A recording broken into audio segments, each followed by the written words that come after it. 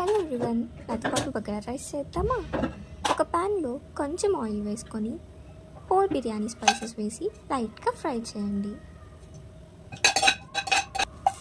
అందులో ఉల్లిపాయ, పచ్చిమిరపకాయ అండ్ కరివేపాకు వేసి గోల్డెన్ బ్రౌన్ వచ్చే వరకు ఫ్రై చేయండి. అందులో కడిగి పెట్టుకున్న బాస్మతి రైస్ 1.5 కప్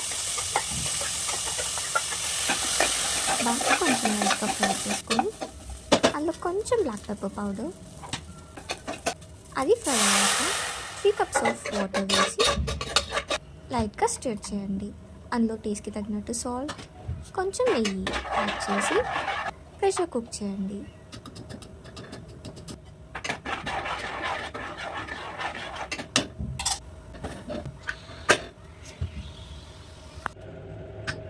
ప్రెషర్ అంతా పోయాక ఒకసారి బాగా మిక్స్ చేసుకొని హ్యాపీగా చికెన్ కర్రీతో ఎంజాయ్ చేయండి.